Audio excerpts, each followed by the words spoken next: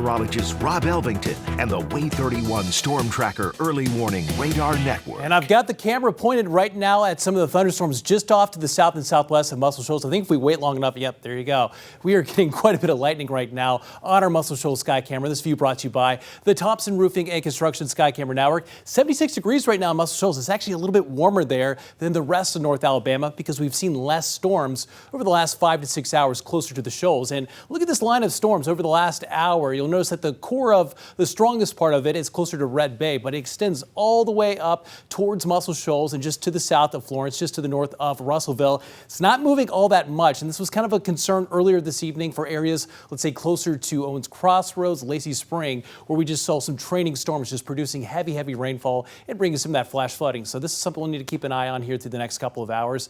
Closer to Red Bay, again, that's where we're seeing the core of this. Winds are around 25 to 30 miles per hour, so nothing damaging about that, but we're also seeing a little bit of pea-sized hail. If you look close enough, it's not much, but a little bit of gray right there indicating some of the pea-sized hail embedded with this, along with that dangerous cloud of ground lightning.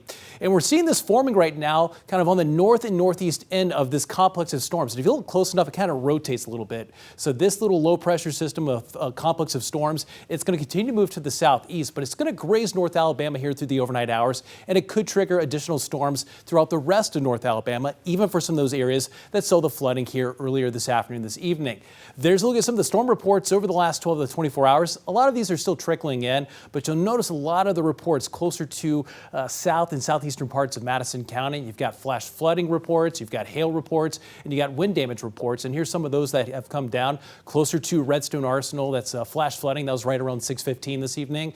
And then we had thunderstorm wind damage. This was closer to Green Mountain. We had quite a bit of trees down and power outages. And then look at this hail report closer to Gurley, hail size of 1.5 inches. So we even had damaging hail here earlier today. Through the overnight hours, again, storms are possible, and some of those could linger through the morning commute. Then by the afternoon, we'll still get enough sunshine breaking through that we should make it back up to the upper 80s. Huntsville actually officially hit 90 this afternoon. I know it didn't feel like that with all the rain around, but we did hit 90 today, so we could easily hit 87 again for your Wednesday with widespread storms. Some of those could be strong to severe, also producing additional 1 to 2 inches of rainfall, which also brings an additional flood and flash flooding threat. But by far the biggest hazard for tomorrow would be damaging straight line winds. Tornadoes, unlikely, but possible, and it's a very low chance, but there's always that chance with some of these complexes moving in.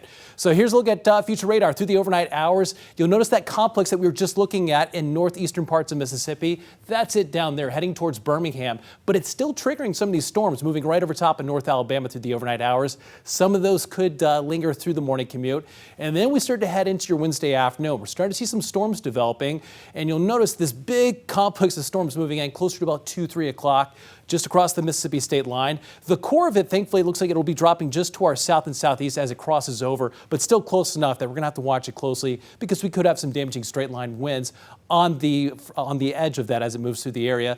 Then that moves off to the east. Cold front drops south into your Thursday morning, and then we're actually going to stay dry through most of your Thursday. So if you need to get some things done outside, I know it's been wet the last couple of days, that is the day to do it. But yeah, we could still pick up another 1 to 2 inches of rainfall.